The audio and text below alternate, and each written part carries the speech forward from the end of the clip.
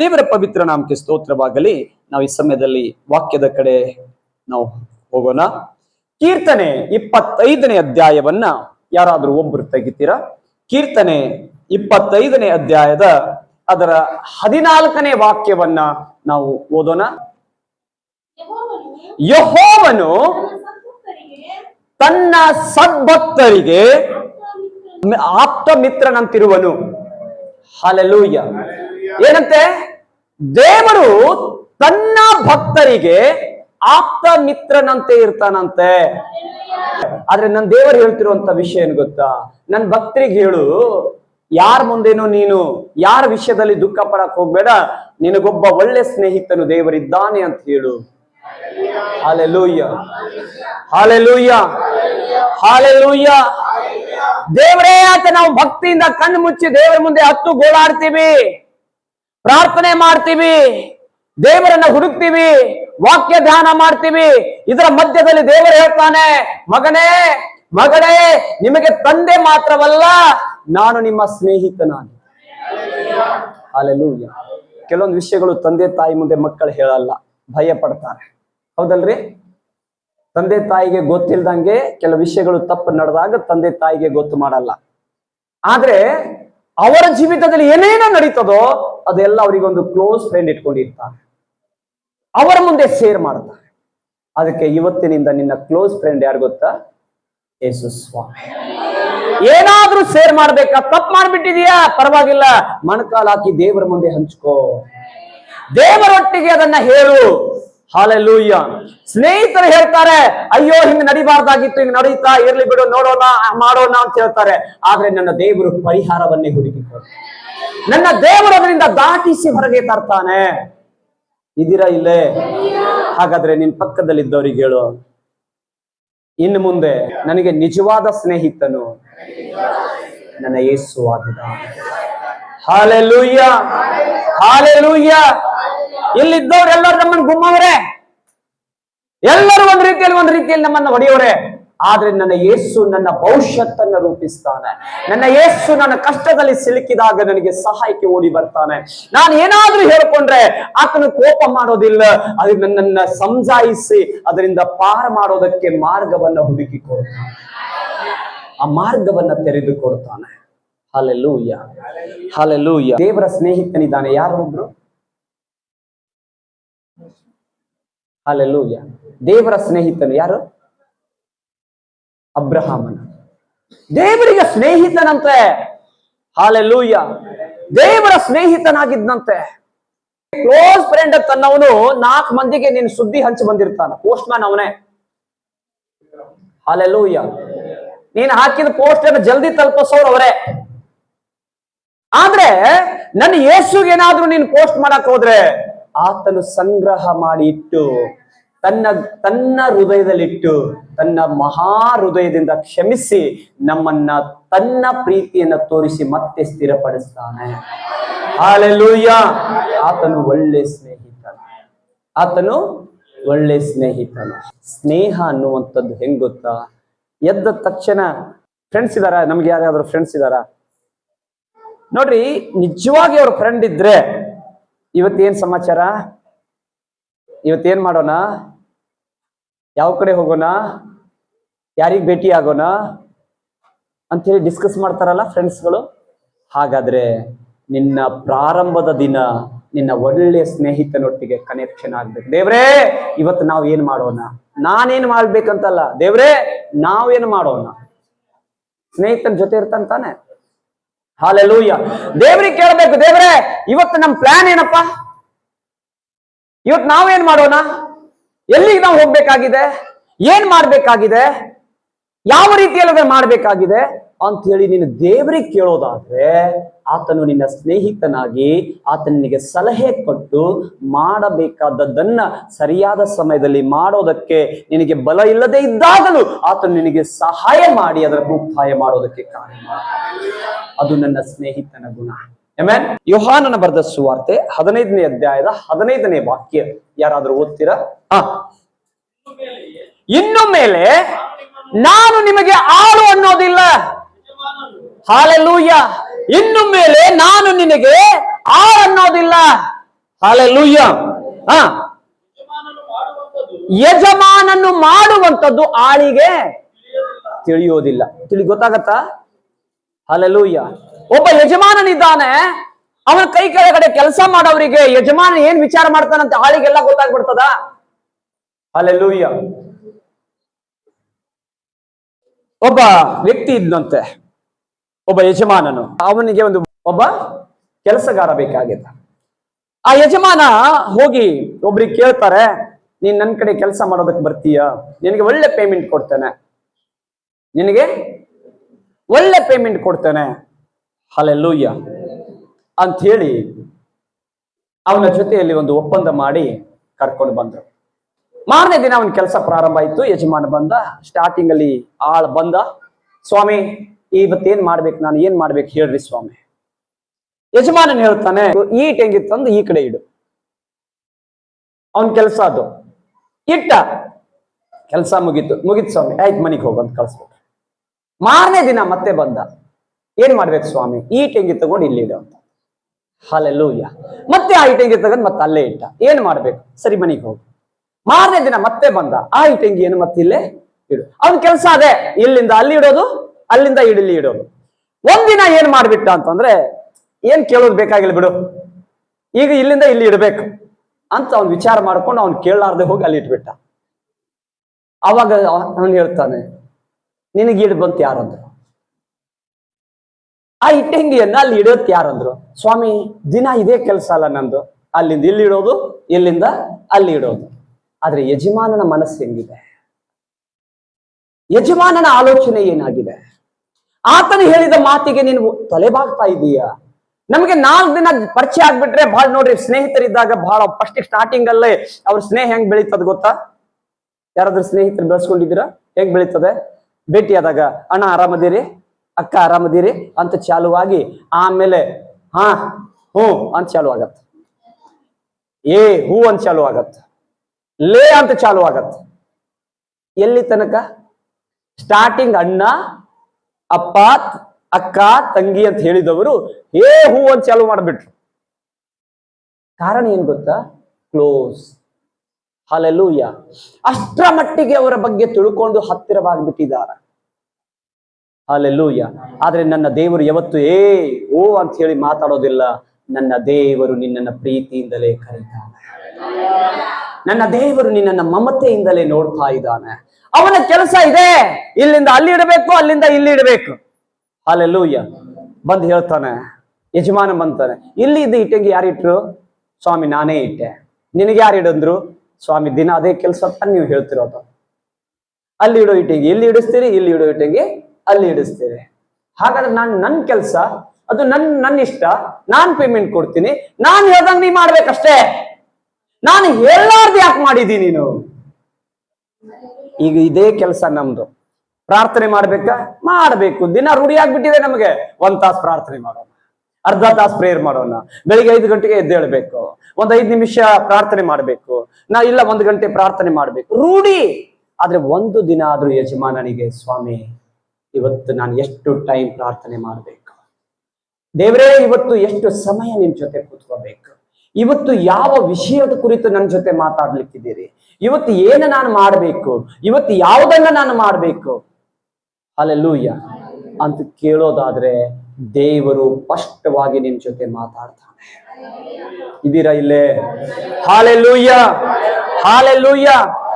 ಯಾವ ವ್ಯಕ್ತಿ ದೇವರೊಟ್ಟಿಗೆ ಮಾತಾಡೋದಿಲ್ವೋ ಅವನು ಇದೇ ಕೆಲಸ ಮಾಡೋದು. ಕೇಳಲಾರ್ದೆ ಇಟ್ಬಿಡ್ತಾನೆ, ಕೇಳಲಾರ್ದೆ ಕೆಲಸ ಮಾಡಿಬಿಡ್ತಾನೆ. ಅದಾದ ಮೇಲೆ ಯಜಮಾನನ ಕೇಳ್ತಾನೆ, ನಿನಗೆ ಯಾರು ಮಾಡಂತ? ನಿನಗೆ ಯಾರೇ ನಿನಗೆ ಮಾಡಂತ ಹೇಳಿದವರು ಯಾರು? ಅಲ್ಲೆಲ್ಲೂ ಯಜಮಾನ ಅವನ್ ಅನ್ಕೊಂಡಿರ್ತಾನೆ, ಈ ಯಜಮಾನ ಹುಚ್ಚಾಗ್ಬಿಟ್ಟ, ಇವ್ನ ರೊಕ್ಕ ಜಾಸ್ತಿ ಆಗ್ಯಾವ, ಸುಮ್ನೆ ಇಟ್ಟಂಗಿ ಇಲ್ಲಿ ಇಡಿಸ್ತಾನೆ, ಅಲ್ಲಿಂದ ಇಲ್ಲಿ ಇಡಿಸ್ತಾನೆ, ಇವನ್ಗೆ ಇವ್ನ್ ಬೇರೆ ಏನು ತಲೆಯಲ್ಲಿ ಏನು ಇಲ್ಲ ಅಂತ ಅನ್ಕೊಂಡಿರ್ತಾನೆ. ಆದ್ರೆ ಆ ವ್ಯಕ್ತಿ ಹೇಳ್ತಾನೆ, ಯಜಮಾನನ್ ಹೇಳ್ತಾನೆ, ನಾನು ಯಾಕೆ ಇದನ್ನ ಮಾಡಿಸಿದ್ದೆ ಅಂತಂದ್ರೆ, ನಾನು ಎಷ್ಟೇ ಸಾರಿ ಅದನ್ನ ಹೇಳಿದ್ರೆ ನೀನ್ ನನ್ನ ಮಾತಿನ ಪ್ರಕಾರ ನೀನು ಮಾಡ್ತೀಯ ಅಂತ ನನಗೆ ಗೊತ್ತಾಗ್ಬಿಟ್ಟಿದ್ರೆ ನೀನು ಯಾವತ್ತೂ ದಾರಿ ತಪ್ಪಲ್ಲ ಅಂತ ನಾನು ನಂಬ್ತಿದ್ದೆ. ಆದ್ರೆ ನನ್ನನ್ನು ಹೇಳಾರ್ದೆ ನಿನ್ ಕೆಲಸ ಮಾಡಿದ್ದರಿಂದ ನಿನ್ನ ಮೇಲೆ ಒಂದು ಕಣ್ಣು ಇಡಬೇಕಾಗತ್ತೆ. ಕೆಲವೊಂದು ಸಾರಿ ಹಂಗೆ. ಇನ್ನು ಕೆಲವೊಬ್ರು ಸಭೆಯನ್ನೇ ಬಿಟ್ಟು ಹೋಗ್ಬಿಡ್ತಾರೆ, ಸಭೆಯಲ್ಲೇ ಕಾಣೋದಿಲ್ಲ. ಕಾರಣ ಏನ್ ಗೊತ್ತಾ? ಇವರು ದೇವರಿಗೆ ಕೇಳೋದಿಲ್ಲ. ಇವ್ರು ಹೇಳ್ದಂಗೆ ದೇವ್ರು ಕೇಳಬೇಕು. ದೇವ್ರ ನಮ್ಮ ಮನೆ ಆಳಲ್ಲ, ದೇವ್ರು ನಮ್ಮ ಮನೆ ಕೆಲಸಗಾರಲ್ಲ. ದೇವರು ಹೇಳೋದನ್ನ ನೀನ್ ಕೇಳು, ನೀನ್ ಉದ್ಧಾರ ಆಗ್ತೀಯ. ದೇವರಿಗೆ ನೀನೇ ಪ್ಲಾನಿಂಗ್ ಹಾಕಕ್ ಹೋಗ್ಬೇಡ, ದೇವರಿಗೆ ನಿನ್ ರೂಟ್ ತೋರ್ಸಕ್ ಹೋಗ್ಬೇಡ. ನನ್ನ ದೇವರು ನಿನ್ನ ಪ್ರಾರಂಭ ದಿನದಿಂದ ಅಂತ್ಯದವರೆಗೆ ಎಲ್ಲವೂ ನಿನ್ನ ಬಗ್ಗೆ ತಿಳಿದಿದ್ದಾನೆ. Hallelujah, hallelujah. ಪ್ರೀತಿಯ ದೇವ ಜನರ, ಇಲ್ಲಿ ಹೇಳ್ತದೆ, ನಾನು ನಿಮಗೆ ಆಳು ಅನ್ನೋದಿಲ್ಲ, ಯಜಮಾನ ಮಾಡುವಂತದ್ದು ಆಳಿಗೆ ತಿಳಿಯೋದಿಲ್ಲ. ಹಾಲೆಲೂಯ. ನಿಮ್ಮನ್ನು ಸ್ನೇಹಿತನೆಂದರೆಂದು ಹೇಳಿದ್ದೇನೆ. ಆ ತಂದೆಯ ಕಡೆಯಿಂದ ನಾನು ಕೇಳಿದನ್ನೆಲ್ಲ ನಿಮಗೆ ತಿಳಿಸಿದ್ದೇನೆ. ಸ್ನೇಹಿತನಾದವನು ತಂದೆಯ ಹೃದಯದಲ್ಲಿರುವಂತ ವಿಷಯಗಳನ್ನ ನಿನಗೆ ಹಂಚಿಕೊಡ್ತಾನೆ. ನಿನಗೊಬ್ಬ ಸ್ನೇಹಿತನನ್ನ ಮಾಡಿಕೋ, ಆತನೇ ನಜರೇತಿನ ಯೇಸು ಸ್ವಾಮಿ. ನೀನು ಯಾವಾಗ ಕರೀತೀಯೋ ಅವಾಗ ಬರ್ತಾರೆ. ಯಾರಾದ್ರೂ ಫ್ರೆಂಡ್ಸ್ಗೆ ನೀನ್ ಫೋನ್ ಹಚ್ಚಿದಾಗ, ಅಥವಾ ನೀನ್ ಎಲ್ಲಿಂದೋ ಬಿದ್ದಿರ್ತೀಯೋ, ಅಥವಾ ಏನೋ ಒಂದು ಆಗಿರ್ತದೆ, ಏನೋ ಒಂದು ನಡೆದಿರ್ತದೆ, ಅವಾಗ ನಿನ್ ಕ್ಲೋಸ್ ಫ್ರೆಂಡ್ಗೆ ಫೋನ್ ಹಚ್ತಿ, ಸ್ವಲ್ಪ ನನಗೆ ಹಿಂಗ ಆಗ್ಬಿಡ್ತು, ಬರ್ತೀಯಾ? ಕೇಳ್ತಿದ್ದೀರಾ? ಹಿಂಗ್ ಬರ್ತೀಯ ಅಂತ ಕೇಳಿದಾಗ ಅವರು ಇಲ್ಲ, ನಾನು ದೂರ ಇದ್ದೀನಿ, ನಾನು ಎಲ್ಲೋ ಇದ್ದೀನಿ ಅಂತ ನೆವ ಮಾಡಿ ಹೋಗ್ಬಿಡ್ತಾರೆ. ಅಥವಾ ನಿಜವಾಗಿ ಅವ್ರು ದೂರ ಇರ್ಬಹುದು, ನಿಜವಾಗಿ ದೂರನೂ ಇರ್ಬಹುದು. ಆದ್ರೆ ಈ ಸ್ನೇಹಿತರು ಹೆಲ್ಪ್ ಮಾಡಕ್ ಬಂದ್ರ, ಆದ್ರೆ ನನ್ನ ದೇವರನ್ನ ಕೂಗಿದಾಗಲೇ, ನನ್ನ ದೇವರನ್ನ ಹೇಳಿದಾಗಲೇ ನಿನಗೊಬ್ಬ ಸಹಾಯಕ ನನ್ನ ದೇವರು ಕಳಿಸಿಕೊಡ್ತಾನೆ. ಆತನು ಒಳ್ಳೆ ಸ್ನೇಹಿತನು, ನಿನಗೆ ಒಳ್ಳೆ ಸ್ನೇಹಿತನು. ನಿನ್ ಜೊತೆ ಯಾರು ಇಲ್ಲದೆ ಇದ್ದಾಗಲೂ ಪವಿತ್ರಾತ್ಮನು ನಿನ್ನ ಜೊತೆಯಲ್ಲೇ ನಡೀತಾನೆ. ದೇವರಾತ್ಮನು ನಿನಗೆ ಸಲಹೆ ಕೊಡ್ತಾ ಇರ್ತಾನೆ. ದೇವರಾತ್ಮನು ನಿನಗೆ ಅಪಾಯದಿಂದ ತಪ್ಪಿಸ್ತಾನೆ. ದೇವರಾತ್ಮನು ಅನೇಕ ಕಷ್ಟಗಳಿಂದ ನಿನಗೆ ಹೊರಗಡೆ ತರ್ತಾನೆ. ನೀನು ಎಲ್ಲೋ ಸಿಲುಕಬೇಕಾಗ್ತದೆ, ಸಿಲುಕಬೇಕಾದಂತ ಸ್ಥಳದಲ್ಲಿ ಸಿಲುಕಿಕೊಳ್ಳದ ಹಾಗೆ ದೇವರು ನಿನಗೆ ಎಚ್ಚರಿಕೆಯನ್ನು ಕೊಡ್ತಾನೆ. Hallelujah, hallelujah. ದೇವರ ನಾಮಕ್ಕೆ ಸ್ತೋತ್ರವಾಗಲಿ. ಪ್ರೀತಿಯ ದೇವಚಂದ್ರೆ, ಸ್ವಲ್ಪ ನೋಡಿ, ಗಮನ ಕೊಟ್ಟು ಕೇಳ್ರಿ. ಆಗಲೇ ಓದಿದ ವಾಕ್ಯ 14ನೇ ವಾಕ್ಯ 25-14 ಹೇಳ್ತದೆ ಮುಂದಿನ ಭಾಗ, ಅವರಿಗೆ ತನ್ನ ಒಡಂಬಡಿಕೆಯ ಅನುಭವವನ್ನು ದಯಪಾಲಿಸುವನು. ಹಲ್ಲೆಲೂಯಾ. ಇದರ ನನ್ನ ಜೊತೆಯಲ್ಲಿ ದೇವರು ತನ್ನ ಒಡಂಬಡಿಕೆಯ ಅನುಭವವನ್ನ ದಯಪಾಲಿಸ್ತಾನೆ, ಅಂದ್ರೆ ಹಂಚಿಕೊಡ್ತಾನಂತೆ. ಒಡಂಬಡಿಕೆ ಅಂದ್ರೆ ಯಾರು? ಅದು ಏನು ಒಡಂಬಡಿಕೆ? ಹಲ್ಲೆಲೂಯಾ. ಹೌದು, ದೇವರು ಹೇಳ್ತಾನೆ, ನಾನು ನಿನಗೆ ಆಪ್ತ ಮಿತ್ರ, ನಾನು ನಿನಗೆ ಒಳ್ಳೆ ಫ್ರೆಂಡ್. ಹಾಗಾದ್ರೆ ಒಡಂಬಡಿಕೆ ಏನು? ಆ ಒಡಂಬಡಿಕೆಯನ್ನ ದೇವರು ನಿನಗೆ ವಿವರಿಸ್ತೀನಿ ಅಂತ ಹೇಳ್ತಾ ಇದ್ದಾನಲ್ಲ, ಆ ಒಡಂಬಡಿಕೆಯನ್ನ ನಾನು ನಿನಗೆ ಕೊಡ್ತೀನಿ ಅಂತ ಹೇಳ್ತಿದ್ದಾನಲ್ಲ. ತಂದೆಯಾದ ದೇವರು ಪ್ರೀತಿಯಿಂದ ಹೇಳ್ತಿದ್ದಾನೆ, ನಾನು ನನ್ನ ಒಡಂಬಡಿಕೆಯನ್ನು ಅವರಿಗಾಗಿ ಕೊಡ್ತೇನೆ. ಯಾವುದು ಆ ಒಡಂಬಡಿಕೆ? ಓಕೆ, ಒಂದು ವಾಕ್ಯ ಗಮನಿಸೋಣ ಪ್ರಿಯರೇ. ಆದಿಕಾಂಡ 18ನೇ ಅಧ್ಯಾಯದ 17ನೇ ವಾಕ್ಯಕ್ಕೆ ಹೋಗೋಣ. ನೋಡಿ, ಒಬ್ಬ ಸ್ನೇಹಿತನ ಬಗ್ಗೆ ನಾನು ಮಾತಾಡುವಾಗ ಅಬ್ರಹಾಮನ ವಿಷಯವಾಗಿ ನಾನು ಮಾತಾಡ್ತಾನೆ. ಆಗ ನೋಡಿ, ಓದ್ತೀರಾ? 18ನೇ ಅಧ್ಯಾಯ 17, 18, 19. ಆಗ ಯೆಹೋವನು ತನ್ನೊಳಗೆ, ಗಮನ ಕೊಟ್ಟು ಕೇಳ್ತಿದ್ದೀರಾ? ನಿನಗೆ ಸ್ನೇಹಿತ ದೇವರಾಗ್ಬಿಟ್ರೆ ನಿನಗೆ ತಿಳಿಸದೆ ದೇವರು ಏನು ಮಾಡೋದಿಲ್ಲ. ಹಲ್ಲೆಲೂಯಾ. ಇಲ್ಲಿ ಅಬ್ರಹಾಮನ ಬಗ್ಗೆ ದೇವರೊಂದು ನಿರ್ಣಯ ಮಾಡ್ತಾರೆ, ಒಂದು ವಿಚಾರ ಮಾಡ್ತಾರೆ. ನೋಡಿ, ಆಗ ಯೆಹೋವನು ತನ್ನೊಳಗೆ, ಯಾರ ಒಳಗಡೆ? ದೇವರು ತನ್ನ ಒಳಗಡೆ ಒಂದು ವಿಚಾರ ಮಾಡ್ತಾರೆ. ದೇವರು ತನ್ನ ಒಳಗಡೆ ಒಂದು ಆಲೋಚನೆಯನ್ನು ಮಾಡ್ತಾರೆ. ಎಂತ ಆಲೋಚನೆ ಗೊತ್ತಾ? ನಾನು ಮಾಡಬೇಕಾದಂತ ಕೆಲಸ ಕಾರ್ಯಗಳನ್ನ ಸರಿ ಇಲ್ಲ, ಅಬ್ರಹಾಮನಿಗೆ ತಿಳಿಸದೇ ಇರೋದು ಅದು ನನಗೆ ಸರಿ ಕಾಣ್ತಿಲ್ಲ. ಹಾಗಾಗಿ ನನ್ನ ಸ್ನೇಹಿತನಾದಂತ ಅಬ್ರಹಾಮನಿಗೆ ಅದರ ಗುಟ್ಟನ್ನ ನಾನು ತಿಳಿಸಿಕೊಡ್ತೇನೆ. ನಾನು ಯಾವ ಕೆಲಸಕ್ಕ ಹೊರಟಿದ್ದೀನಿ ಅನ್ನುವಂಥದ್ದನ್ನ ನನ್ನ ಸ್ನೇಹಿತನಾದಂತ ಅಬ್ರಹಾಮನಿಗೆ ನಾನು ತಿಳಿಸಲೇಬೇಕು. ಹಲ್ಲೆಲೂಯಾ. ಪಕ್ಕದಲ್ಲಿದ್ದವರಿಗೆ ಹೇಳ್ರಿ, ನಿಜವಾಗಿ ನೀನು ಸ್ನೇಹಿತನಾದ್ರೆ, ನೀನು ದೇವರ ಸ್ನೇಹಿತನಾದರೆ ದೇವರು ನಿನಗೆ ತಿಳಿಸದೆ ಏನು ಮಾಡೋದಿಲ್ಲ. ಬಾಯಾಗೊಂದು ಸ್ತೋತ್ರ ಬರಲ್ಲ. ದೇವರು ಏನು ಮಾಡ್ತಾನೋ ಅದು ನಿನಗೆ ತಿಳಿಸ್ತಾನೆ. ನಿನಗೆ ತಿಳಿಸದೆ ಏನು ಮಾಡೋದಿಲ್ಲ ದೇವರು. ನಿನಗೆ ತಿಳಿಸದೆ ಯಾವ ನಿರ್ಣಯನೂ ತಗೊಳ್ಳೋದಿಲ್ಲ. ನಿನ್ ಕ್ಲೋಸ್ ಫ್ರೆಂಡ್ ಆದ್ರೆ, ದೇವರಿಗೆ ನೀನು ಸ್ನೇಹಿತನಾಗ್ಬಿಟ್ರೆ ನಿನಗೆ ಎಲ್ಲಾ ವಿಷಯವನ್ನ ತಿಳಿಸ್ತಾನೆ. ಹಲ್ಲೆಲೂಯ. ನೋಡಿ ಅಲ್ಲಿ ಮುಂದೆ ನೋಡಿ. ಯಾಕೆ ನಿನಗೆ ತಿಳಿಸ್ತಾನೆ ಗೊತ್ತಾ? ಹಲೋ, ಯಾಕೆ ನಿನಗೆ ತಿಳಿಸ್ಬೇಕು ಗೊತ್ತಾ? ನೀನು ಸ್ನೇಹಿತನಾಗಿದ್ದಿ, ಹಾಗಾದ್ರೆ ನಿನಗೆ ಯಾಕೆ ತಿಳಿಸ್ಬೇಕು? ಇದೀರಾ ಇಲ್ಲೇ? ಹಲ್ಲೆಲೂಯ. ಪಕ್ಕದಲ್ಲಿದ್ದವರಿಗೆ ಹೇಳು, ದೇವರು ಯಾಕೆ ನಿನಗೆ ತಿಳಿಸ್ತಾರ ಗೊತ್ತಾ? ನಿನ್ನಲ್ಲಿ ದೇವರ ಉದ್ದೇಶ ನೆರವೇರಬೇಕಾಗಿದೆ. ಆಮೇಲೆ ಹೇಳ್ತೀರಾ? ಅಬ್ರಾಹಮನಿಗೆ ದೇವರು ತಿಳಿಸ್ತಾ ಇರೋದು ಯಾಕೆ ಅಂತಂದ್ರೆ, ಇವನಿಂದ ದೊಡ್ಡ ಜನಾಂಗವನ್ನು ನಾನು ಉಂಟು ಮಾಡ್ಲಿಕ್ಕೆ. ಹಲ್ಲೆಲೂಯ. ಇವನಿಂದ ಒಂದು ದೊಡ್ಡ ಕುಲವನ್ನೇ ನಾನು ಉಂಟು ಮಾಡ್ಲಿಕ್ಕಿದ್ದೇನೆ. ಆದ ಕಾರಣ ನಾನು ಅಬ್ರಾಹಮನಿಗೆ ಈ ವಿಷಯವನ್ನ ತಿಳಿಸೋದು ಅವಶ್ಯ. Hallelujah, hallelujah. ಈ ಸ್ನೇಹಿತನ ಎಂತವನು ಗೊತ್ತಾ? ಆ ಪಟ್ಟಣವನ್ನ, ಸೊದೋಮ್ ಗೊಮೋರ ಪಟ್ಟಣವನ್ನ ಹಾಳು ಮಾಡೋದಕ್ಕೆ ದೇವರು ಹೊಂಟಿದ್ದಾನೆ. ಆ ಪಟ್ಟಣವನ್ನ ಸಂಪೂರ್ಣವಾಗಿ ನಾಶ ಮಾಡ್ಬೇಕಂತ ದೇವರು ಹೊಂಟಿದ್ದಾನೆ. ಆ ಸಮಯದಲ್ಲಿ ಅಬ್ರಹಾಮನಿಗೆ ತಿಳಿಸದೆ ಹೋಗೋದು ಸರಿಯಲ್ಲ ಅಂತ ಹೇಳಿ ದೇವರು ತನ್ನ ಒಳಗಡೆ ವಿಚಾರ ಮಾಡಿ ಆತನಿಗೆ ಹತ್ತಿರವಾದಂತ ವ್ಯಕ್ತಿ ಅಬ್ರಾಹಮನಿಗೆ ನಾನು ತಿಳಿಸೋದು ಉತ್ತಮ ಅಂತ ಹೇಳಿ ಆ ವಿಷಯವನ್ನ ತಿಳಿಸ್ತಾರ. ನೋಡಿ, ಓದೋಣ. ಅವನಿಂದ ಬಲಿಷ್ಠವಾದಂತ ಒಂದು ಜನಾಂಗವೇ ಹುಟ್ಟಬೇಕಲ್ಲ, ಅವನ ಮೂಲಕ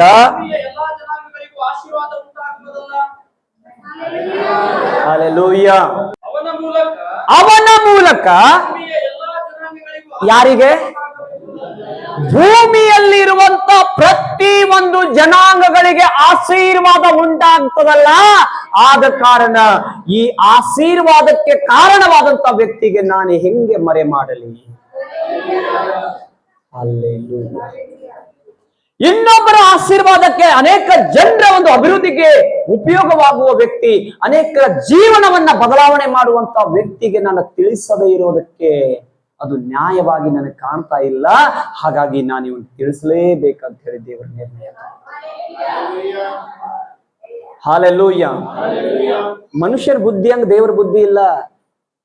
ದೇವರು ಯಾವ ನಿರ್ಣಯದಲ್ಲಿ ನಿಂತ್ಕೊಂಡಿರ್ತಾರೋ ಆ ನಿರ್ಣಯದಲ್ಲಿ ದೇವರು ಇರ್ತಾರೆ. ಹಲ್ಲೆಲೂಯ. ಸರಿ, ಮುಂದೆ.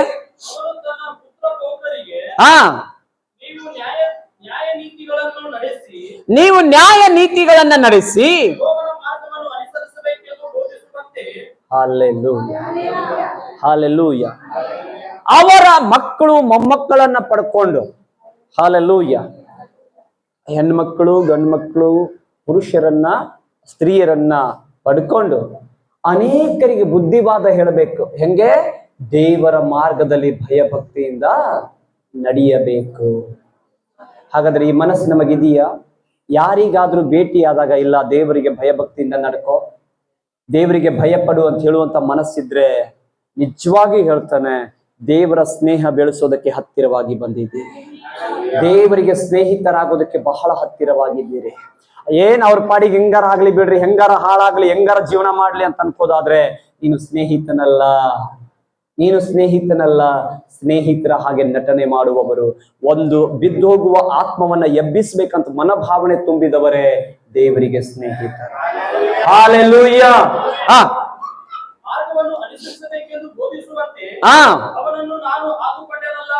ನಾನು ಅವನಿಗೆ ಆಯ್ಕೆ ಮಾಡ್ಕೊಂಡಿದ್ದೀನಲ್ಲ, ಯಾಕೆ ನಿನಗೆ ತಿಳಿಸ್ಬೇಕು? ಹಲೋ, ದೇವರು ಮಾಡುವ ಪ್ರತಿ ಒಂದು ಕೆಲಸ ನಿನಗೆ ಯಾಕೆ ತಿಳಿಸ್ಬೇಕು? ನೀನಲ್ಲ ದೇವರಿಗೆ ಆಯ್ಕೆ ಮಾಡಿದ್ದು, ದೇವರು ನಿನ್ನನ್ನು ಆಯ್ಕೆ ಮಾಡಿದ್ದು. ಹಲ್ಲೆಲೂಯ. ದೇವರು ನಿನ್ನನ್ನ ಆಯ್ಕೆ ಮಾಡಿದ್ದರಿಂದ, ನೀನು ನಾಯಕತ್ವದಲ್ಲಿ ಇರೋದ್ರಿಂದ, ನೀನು ಒಬ್ಬ ನಂಬಿಗಸ್ತನಾಗಿರೋದ್ರಿಂದ ದೇವರು ನಿನಗೆ ಎಲ್ಲ ರಹಸ್ಯಗಳನ್ನ ಬಿಚ್ಚಿಕೊಡ್ತಾನೆ. ಹಲ್ಲೆಲೂಯ. ಅವರನ್ನ ಎಬ್ಬಿಸಿ ನಿಲ್ಲಿಸೋದಕ್ಕಾಗಿ, ಮಾತಾಡೋದಕ್ಕಾಗಿ ದೇವರು ನಿನ್ನನ್ನು ಕರೆದಿದ್ದಾನೆ. ಅಪೊಸ್ತಲರು ಹೇಳ್ತಾರೆ, ನನಗೆ ದೇವರು ಮಾತಾಡೋದಕ್ಕೆ ಅಧಿಕಾರ ಕೊಟ್ಟಿದ್ದ. ನಾವು ಮಾತಾಡ್ತಾನೆ ಇರ್ತೀವಿ. ನನಗ್ ಮಾತಾಡಬೇಡ ನಾವು, ನೀನ್ ಯಾರು? ಕರ್ದವನೇ ಮಾತಾಡ ಅಂತ ಹೇಳ್ತಾ ಇದ್ದಾನೆ. ಮಾತಾಡಬೇಡ ಅಂತ ಹೇಳೋರು ನೀನ್ ಯಾರು? ಹಲ್ಲೆಲೂಯಾ. ಅದಕ್ಕೆ ರೀ ಪಾಸ್ಟರ್, ನಾವು ದಿನ ಎಲ್ಲಾರ ಮನೆ ಮುಂದೆ ಕೂತ್ಕೊಂಡು ಮಾತಾಡ್ತೀವಿ. ಮಾತಾಡ್ಬೇಕಂತ ದೇವ್ರು ಹೇಳಿದ್ದಲ್ಲ. ಅದಕ್ಕೆ 3 ಸಾವಿರ ಮಾತಾಡ್ಕೊಂಡು ಕೂತಿ. ಅದಕ್ಕೆಲ್ಲ ನಾಶನದ ಮಾರ್ಗದಿಂದ ತಪ್ಪಿಸೋದಕ್ಕಾಗಿ ಮಾತಾಡೋದಕ್ಕೆ ದೇವರು ನಿನಗೆ ಅಧಿಕಾರ ಕೊಟ್ಟು ನಿನಗೆ ಆಯ್ಕೆ ಮಾಡಿದನಲ್ಲ. ಆದ ಕಾರಣ ಆ ವಿಷಯಗಳನ್ನ ದೇವರು ನಿನಗೆ ತಿಳಿಸ್ತಾನೆ. Hallelujah, hallelujah. ಕೆಲವೊಬ್ಬರು ಇರ್ತಾರೆ, ದರ್ಶನಗಳು ಆಗ್ಬಿಡ್ತವೆ, ದರ್ಶನಗಳು ಆಗತ್ತೆ. ದರ್ಶನ ಸುಮ್ಮನೆ ಆಗಲ್ಲ, ನೀನ್ ಏನಾದ್ರೂ ಮಾಡ್ಬೇಕಂತ ಆಗತ್ತೆ. ದಿನ ದರ್ಶನ ಪಡ್ಕೊಂಡು ಏನ್ ಮಾಡ್ತೀಯ? ಹಲ್ಲೆಲೂಯಾ. ಏನ್ ಮಾಡ್ತೀಯ? ದರ್ಶನ ಕೊಡ್ತಾರೆ. ಯಾಕೆ? ದೇವರು ಮಾತಾಡ್ತಾ ಇದ್ದಾನೆ, ಮಾಡು. Hallelujah, hallelujah. ದೇವರ ಆತ್ಮನು ಸಲಹೆ ಕೊಡ್ತಾ ಇದ್ದಾನೆ, ಮಾಡು. ದೇವರು ನಿನಗೆ ಕಳಿಸ್ತಾ ಇದ್ದಾನೆ, ಹೋಗು. ದೇವರು ಏನೋ ಹೇಳ್ತಾ ಇದ್ದಾರೆ, ಅದನ್ನ ಮಾಡು. ಅದಕ್ಕಾಗಿ ದೇವರಿನ ಜೊತೆ ಮಾತಾಡ್ತಾ ಇದ್ದಾನೆ. ಅಬ್ರಹಾಮನಿಗೆ ಈ ಸುದ್ದಿ ಗೊತ್ತಾಯ್ತು. ಸುಮ್ಮನಾದ್ನ ಅಬ್ರಾಹಂ ಸುಮ್ಮನಾದ್ನೇನ್ರಿ? ಹಲ್ಲೆಲೂಯಾ. ರಿವರ್ಸ್ ದೇವ್ರ ಜೊತೆ ಹೇಳ್ತಾನೆ, ಸ್ನೇಹಿತ ಕ್ಲೋಸ್ ಆಗ್ಬಿಟ್ಟ ಈಗ. ಹಲ್ಲೆಲೂಯಾ. ದೇವ್ರೆ ಒಂದೇ ಒಂದು ಮಾತಾಡ್ತಾನೆ. ಏನಪ್ಪ ಹೇಳು? ಸ್ವಾಮಿ, ನೀನ್ ಹೊಂಟಿದೀಯಲ್ಲ, ಸರಿ, ಅದಕ್ಕೆ ನಾನು ಅಗ್ರಿ. ನೀನ್ ಯಾವತ್ತು ಮಾಡೋದಾದ್ರೆ ನ್ಯಾಯವಾಗೇ ಮಾಡ್ತೀನಿ, ನ್ಯಾಯವಾಗಿ ನೀನ್ ನಿರ್ಣಯ ಮಾಡ್ತೀನಿ. ಆದ್ರೆ ನಾನು ಒಂದು ರಿಕ್ವೆಸ್ಟ್ ಮಾಡ್ತೇನೆ. ಒಂದು ವೇಳೆ ಅಪ್ಪಿ ತಪ್ಪಿ ಆ ಪಟ್ಟಣದಲ್ಲಿ ಎಷ್ಟು ಜನ? 50 ಜನ ಏನಾದ್ರೂ ಸಿಕ್ಕ್ರೆ ಆ ಪಟ್ಟಣ ನಾಶ ಮಾಡ್ಬಿಡ್ತೀಯಾ ಅಂತ ಕೇಳಿದಾಗ, ಇಲ್ಲ ಮಾಡಲ್ಲ. ಹಲ್ಲೆಲೂಯಾ. ಮಾಡಲ್ಲ ಅಂತ ಹೇಳಿ ದೇವರು ಒಂದು ಹೆಜ್ಜೆ ಮುಂದಿಟ್ರು. ಅದರ ಅರ್ಥ ಏನ್ ಗೊತ್ತಾ? 50 ಜನ ಇಲ್ಲ ಅಂದ್ರೆ ಒಂದು ಹೆಜ್ಜೆ ಹೋಗಿದೆ ಅಂತಂದ್ರೆ ದೇವರು ಇನ್ನೂ ರಿವರ್ಸ್ ಆಗಿಲ್ಲ ಅಂತ ಅರ್ಥ. ಹಲ್ಲೆಲೂಯಾ. ಅರ್ಥ ಆಯ್ತಾ? ಆಮೇಲೆ ಬರ್ತಾ ಬರ್ತಾ ಎಲ್ಲಿಗೆ ಬಂದ್ ನಿಂತು? ಹಲ್ಲೆಲೂಯಾ. 10 ಜನ ಆದ್ರೂ ಸಿಗ್ತಾರ ಸ್ವಾಮಿ? ಅವಾಗ್ಲೂ ಒಂದ್ ಹೆಜ್ಜೆ ಮುಂದಿಟ್ರು. ಏನ್ ಮಾಡ್ಬೇಕಂತ ಅರ್ಥನೇ ಆಗಲಿಲ್ಲ. ಸ್ವಾಮಿ ಲಾಸ್ಟಿಗೆ ನಾನು ಒಂದು ಸ್ವಲ್ಪ ಎಕ್ಸ್ಟ್ರಾ ಸೇರಿಸ್ಬಿಡು. 5 ಜನ. ಹಲ್ಲೆಲೂಯಾ. ಇನ್ನೊಂದು ಹೆಜ್ಜೆ ಇಟ್ಬಿಟ್ರು. ಈಗ ಅಬ್ರಾಹ್ಮನ ಬಾಯಿ ಮುಚ್ಚಬೇಕು. ಏನ್ ಮಾಡ್ಬೇಕು? ಅಬ್ರಾಹ್ಮ ಬಾಯಿ ಮುಚ್ಚಬೇಕು, ಮಾತಾಡಂಗಿಲ್ಲ. ಬಿಟ್ಟ. ನಾನು ಅನ್ಕೊಳ್ತೇನೆ, ಅಬ್ರಾಹಮ ಬಿಟ್ಟು ದೇವರು ಹೊರಟೋದ, ಆದ್ರೆ ಗೋಳಾಡಿ ಹತ್ತಿರಬಹುದು. ಆಲೋಚನೆ ಮಾಡು. ದೇವ್ರೇ, ಆ ಪಟ್ಟಣದಲ್ಲಿ ಕೇವಲ 5 ಜನನು ಸಿಗ್ಲಿಲ್ಲಲ್ಲ ದೇವ್ರೆ, ಆ ಪಟ್ಟಣದಲ್ಲಿ 10 ಜನ ಸಿಗ್ಲಿಲ್ಲಲ್ಲ ದೇವ್ರೆ ಅಂತೇಳಿ ಅವನು ಎದೆ ಬಡ್ಕೊಂಡು ಹತ್ತಿರಬಹುದು. ಇಬ್ರೇ ಇರೋದು ಅಲ್ಲಿ, ಇರೋದು ಇಬ್ರೇ. ಯಾರ್ಯಾರು? ಅಬ್ರಾಮ್ ಮತ್ತು ಅವನ ಹೆಂಡತಿ ಸಾರಾ. ಇಬ್ರು ಕೂತ್ಕೊಂಡು ಹತ್ತಿರ್ತಾರೆ. ಅಯ್ಯಯ್ಯೋ, ಏನ್ ಮಾಡೋದು? ಹಲ್ಲೆಲೂಯಾ. ಯಾಕಂದ್ರೆ ಅಲ್ಲಿ ಇರೋದು ಎಷ್ಟು ಜನ ಇದ್ದಾರೆ? ಲೋಟನ ಜೊತೆ ಎಷ್ಟು ಜನರನ್ನು ಹೊರಗಡೆ ತಂದ್ಬಿಟ್ರು? ಯಾರ್ಯಾರು? 5 ಜನ ಇಲ್ಲಲ್ಲ ಅಲ್ಲಿ, ಅದಕ್ಕೆ 5 ನಾನು ಹಾಕಿ ಅದನ್ನ ಮಾತಾಡಿದೆ. ಹಲ್ಲೆಲೂಯಾ. 4 ಜನ ತಾನೆ? ಹಲ್ಲೆಲೂಯಾ. ಅವಾಗ 4 ಜನರನ್ನ ಹೊರಗಡೆ ತಂದಾಗ ಈ 4 ಜನರಿಗೋಸ್ಕರವಾಗಿ ಇವರು ಅಳುತ್ತಾರೆ. ಯಾರಾದ್ರೂ ಹತ್ತಿದ್ದೀರಾ? ಈ ಪಟ್ಟಣ ನಾಶವಾಗ್ತದೆ, ಈ ಪಟ್ಟಣದಲ್ಲಿ ಪಾಪ ನಡೀತಾ ಇದೆ, ಇಲ್ಲಿ ಪಾಪ ನಡೀತಾ ಇದೆ, ಇಂಥ ಮೋಸ ನಡೀತಾ ಇದೆ, ಅನ್ಯಾಯ ನಡೀತಾ ಇದೆ ಅಂತ ಯಾವತ್ತಾದ್ರೂ ಹತ್ತಿದೀವಾ? ಇಲ್ಲ. ಹಲ್ಲೆಲೂಯಾ. ಈ ವ್ಯಕ್ತಿ ಅಳ್ತಾನೆ. ಅದಕ್ಕೆ ಸ್ನೇಹಿತನಾದ ಇವನು. ಅಬ್ರಾಹಂ ಯಾಕೆ ಸ್ನೇಹಿತನಾದ ಗೊತ್ತಾ? ದೇವ್ರೇ, ಆ ವ್ಯಕ್ತಿಗಳ ಸಾಯ್ತಾರಲ್ಲ ಸ್ವಾಮಿ, ಆ ವ್ಯಕ್ತಿಗಳು ಸಾಯ್ತಾ ಇರಲ್ಲ ದೇವ್ರೆ ಅಂತ ಹೇಳಿ ಅತ್ತಾಗ ಇವನು ಇಲ್ಲಿ ಅಳ್ತಾ ಇದ್ದಾನೆ. ಅವನ ಹೃದಯವನ್ನ ತಿಳಿದ ದೇವರು ಆ 4 ಜನರನ್ನ ಹೊರಗಡೆ ತಂದು ಬಿಟ್ಟು ನಂತರ ತನ್ನ ಮಾಡಬೇಕಾದ ಕೆಲಸವನ್ನ ದೇವರು ಮಾಡ್ತಾನೆ. ಅರ್ಥ ಆಗ್ತಾ ಇದೆ ನಾನು ಹೇಳೋದು? ಸ್ನೇಹಿತನಾಗ್ಬಿಡು, ಬರುವ ಅಪಾಯಗಳಿಂದ ತಪ್ಪಿಸ್ಕೊತೀಯ. ಅನೇಕ ರಹಸ್ಯಗಳು ನಿನಗೆ ಗೊತ್ತಾಗತ್ತೆ, ನಿನಗೆ ತಿಳುವಳಿಕೆಗೆ ಬರ್ತದೆ. ಇವತ್ತು ದೇವರ ಬಗ್ಗೆ ತಿಳಿಬೇಕಾದ್ರೆ ಫಸ್ಟ್ ದೇವರೊಟ್ಟಿಗೆ ಕನೆಕ್ಷನ್ ಚೆನ್ನಾಗಿಟ್ಟು. Hallelujah, hallelujah. ಕೀರ್ತನೆ 50ನೇ ಅಧ್ಯಾಯದ ಅದರ 23ನೇ ವಾಕ್ಯ ಹೇಳ್ತದೆ. ಎಷ್ಟು ಜನ ದೇವರಿಗೆ ಗೌರವ ಕೊಡ್ತೀರಿ? ನಾನು ನಿಜವಾಗಿ ಆತ್ಮವಾಗಿ ಹೇಳ್ತೀನಿ, ನಾನು ದೇವರಿಗೆ ನಾನು ಪ್ರೀತಿ ಮಾಡ್ತೀನಿ ಅನ್ನೋರು ಇದೀರಾ? ವಿಡಿಯೋ ನನ್ನ ಕಡೆ ಇದೆ, ಹೇಳ್ರಿ, ಕೈ ಎತ್ರಿ. ಹಲ್ಲೆಲೂಯಾ. ಎಷ್ಟು ಜನ ದೇವರನ್ನ ಪ್ರೀತಿ ಮಾಡ್ತಾ ಇದ್ದೀನಿ ಅಂತ ಅಂತೀರಾ? ಡೌಟ್ ಇಲ್ವಾ? ಡೌಟ್ ಇಲ್ವಾ? ಕೈ ಮಾಡಿದವರು ಪ್ರೀತಿ ಮಾಡ್ತಾ ಇಲ್ಲ, ಕೈ ಮಾಡದೇ ಇರುವವರು ಪ್ರೀತಿ ಮಾಡ್ತಾ ಇಲ್ಲ. ಕೈ ಮಾಡಿದವರು ಎಲ್ಲರೂ ಪ್ರೀತಿ ಮಾಡ್ತೀರಾ? ಹಲ್ಲೆಲೂಯ. ಯಾರು ಕೈ ಮಾಡಿಲ್ಲಲ್ಲ ಅವರೇ ಸತ್ಯ ಹೇಳಿದ್ದಾರೆ. ಯಾರು ಕೈ ಮಾಡಿಲ್ಲಲ್ಲ ಅವ್ರು ಸತ್ಯ ಒಪ್ಕೊಂಡಿದ್ದಾರೆ. ಯಾಕಂದ್ರೆ ಅವ್ರು ಪ್ರಾರ್ಥನೆನೇ ಮಾಡಲ್ಲ. ಹಲ್ಲೆಲೂಯ. ಅವ್ರು ಸತ್ಯ ಒಪ್ಕೊಂಡಿದ್ದಾರೆ, ಅವ್ರು ಪ್ರಾರ್ಥನೆನೇ ಮಾಡಲ್ಲ, ಆದ್ರೆ ಕೈ ಎತ್ತಾರಲ್ಲ ಇವ್ರು ಮೋಸ ಮಾಡಿದ್ದಾರೆ. ಇವರು ಪ್ರೇಯರ್ ಮಾಡಲ್ಲ ಆದ್ರೂ ಪ್ರೀತಿ ಮಾಡ್ತಾರೆ. ಪ್ರೀತಿ ಮಾಡೋವನು ದೇವರ ಜೊತೆಯಲ್ಲಿ ಇರ್ತಾನೆ. ಪ್ರೀತಿ ಮಾಡುವವನು ದೇವರನ್ನ ಪ್ರಾರ್ಥಿಸ್ತಾನೆ. ಪ್ರೀತಿ ಮಾಡುವವನು ದೇವರನ್ನ ಪ್ರಾರ್ಥಿಸ್ತಾನೆ. ಪ್ರೀತಿ ಮಾಡುವವನು ದೇವರ ಹೇಳಿದ ಹಾಗೆ ನಡೀತಾನೆ. ಇಲ್ಲಿ ಹೇಳ್ತದೆ, ಯಾರು ಸ್ತುತಿ ಯಜ್ಞಗಳನ್ನ ಸಮರ್ಪಿಸ್ತಾರೋ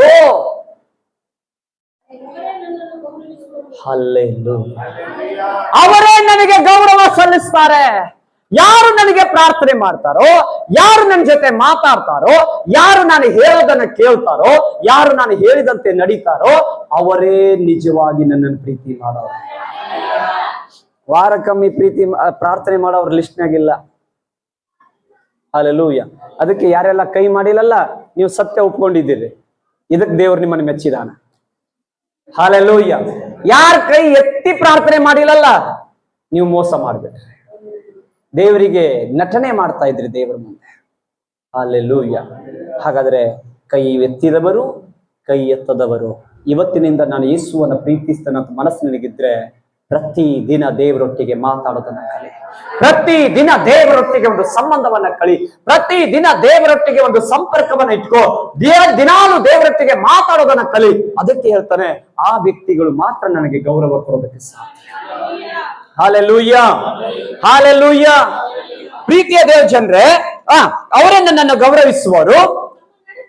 ತನ್ನ ನಡತೆ, ಈಗ ಅದೇ ಕೈ ಎತ್ತಿ ಮೋಸ ಮಾಡಿದವರು ಇದಿರಲ್ಲ. ಯಾಕಂದ್ರೆ ನಾನು ಕೈ ಎತ್ತಲಿಲ್ಲ ಅಂತಂದ್ರೆ ಏನಂತಾರೇನೋ, ನಾನ್ ಅನ್ಬಹುದು ಅಪ್ಪ ಕುತ್ತನ ಮೇಲೆ. ಹಲ್ಲೆಲೂಯ. ನಿನ್ನ ದಿನನಿತ್ಯದ ಚರಿತ್ರೆ ಡೈರಿ ಬರೀತಾ ಇದ್ದಾನೆ.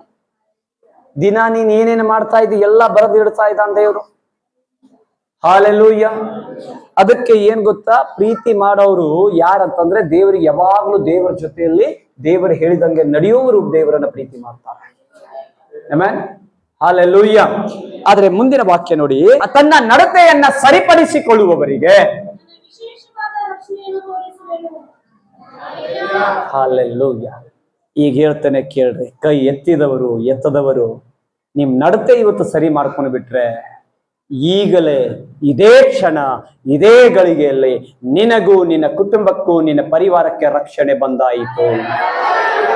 ದೇವರ ಮಾತು ಕೊಟ್ಟಿದ್ದು ತಪ್ಪೋದಿಲ್ಲ. ಆತನು ನಿನಗೆ ರಕ್ಷಕನಾಗಿ ಬಂದೇ ಬರ್ತಾನೆ. ಆತನು ನಿನಗೆ ರಕ್ಷಕನಾಗಿ ಕಾರ್ಯ ಮಾಡ್ತಾನೆ. ದೇವರು ನಿನಗೆ ರಕ್ಷಕನಾಗಬೇಕಾ? ಹಾಗಾದ್ರೆ ಇವತ್ತು ನಿನ್ನ ತಪ್ಪುಗಳನ್ನು ಒಪ್ಪಿಕೊಳ್ಬೇಕು. ನಿನ್ನಲ್ಲಿರುವ ತಪ್ಪುಗಳನ್ನು ಒಪ್ಪಿಕೊಳ್ಬೇಕು. ನೀನ್ ಪ್ರಾರ್ಥನೆ ಮಾಡೋದ್ರಿಂದ ನನಗೇನ್ ಲಾಭ ಇದೆಯಾ? ಅಥವಾ ದೇವರಿಗೇನಾದ್ರೂ ಲಾಭ ಇದೆಯಾ? ನೀನ್ ದೇವರ ಜೊತೆ ಮಾತಾಡೋದ್ರಿಂದ ದೇವರಿಗೆ ಲಾಭ ಇದೆಯಾ? ಅಥವಾ ನನಗೆ ಲಾಭ ಇದೆಯಾ? ಸಭೆಗೆ ಲಾಭ ಇದೆಯಾ? ನೀನ್ ಪ್ರಾರ್ಥನೆ ಮಾಡಿ ನೀನ್ ದೇವರ ಜೊತೆಯಲ್ಲಿ ಸಂಬಂಧ ಬೆಳೆಸೋದಾದ್ರೆ ದೇವರು ಪರಲೋಕದ ರಹಸ್ಯವನ್ನ ನಿನಗೆ ತಿಳಿಸ್ತಾನೆ. ಕೀರ್ತನೆ 50 ಅದರ 5, ನನ್ನೊಡನೆ. ನೋಡ್ರಿ, ಈ ಭಕ್ತನ್ ಹೇಳ್ತಾನೆ ನನ್ನೊಡನೆ. ಕೇಳ್ತಿದ್ದೀರಾ? ಆಗಲೇ ಯಜ್ಞದ ಬಗ್ಗೆ ನಾನು ಹೇಳಿಸಲ್ ಬಿಟ್ಟೆ. ನನ್ನೊಡನೆ ಯಜ್ಞದ ಮೂಲಕ ಆ ಒಡಂಬಡಿಕೆಯನ್ನು ಮಾಡಿಕೊಂಡ ನನ್ನ ಭಕ್ತರನ್ನು ನನ್ನ ಬಳಿಗೆ ಕರೆಕೊಂಡು ಬನ್ನಿರಿ ಎಂದು ಆಜ್ಞಾಪಿಸುತ್ತಾನೆ. Hallelujah, hallelujah. ದೇವರು ಕೂಡ ಇದೇ ಹೇಳ್ತಾನೆ, ನನ್ನ ಭಕ್ತರನ್ನ ನನ್ನ ಕಡೆಗೆ ಕರ್ಕೊಂಡು ಬನ್ರಿ. ಅದಕ್ಕೆ ನಿಮ್ ಪಕ್ಕದಲ್ಲಿರುವ ಚೇರ್ ತುಂಬಸ್ರಿ ಅಂತ ಹೇಳೋದು ಅದಕ್ಕೆ. ದೇವರು ಹೇಳ್ತಾ ಇದ್ದಾನೆ, ಕರ್ಕೊಂಡು ಬರ್ರಿ, ನನ್ನ ಭಕ್ತರನ್ನ ಕರ್ಕೊಂಡು ಬರ್ರಿ, ಅವ್ರ ಜೊತೆ ನಾನು ಒಡಂಬಡಿಕೆ ಮಾಡ್ಕೋಬೇಕು. ಯಾವ ಒಡಂಬಡಿಕೆ? ಒಂದು ವಾಕ್ಯ ಓದೋಣ. ಇಬ್ರಿಯ 13ನೇ ಅಧ್ಯಾಯ 20ನೇ ವಾಕ್ಯ. ಒಡಂಬಡಿಕೆ ಬಗ್ಗೆ ಸ್ವಲ್ಪ ಆಲೋಚನೆ ಮಾಡ್ರಿ. ಎಂತ ಒಡಂಬಡಿಕೆ ದೇವರು ಕೊಟ್ಟಿದ್ದಾನೆ? ಶಾಶ್ವತವಾದಂತ ಒಡಂಬಡಿಕೆಯನ್ನು ನಿಶ್ಚಯಪಡಿಸೋದಕ್ಕಾಗಿ ತನ್ನ ರಕ್ತವನ್ನು ಸುರಿಸಿಕೊಂಡು ಸಭೆ ಎಂಬ ಹಿಂಡಿಗೆ ಮಹಾಪಾಲಕನಾಗಿರುವ ನಮ್ಮ ಕರ್ತನಾದ ಯೇಸುವನ್ನು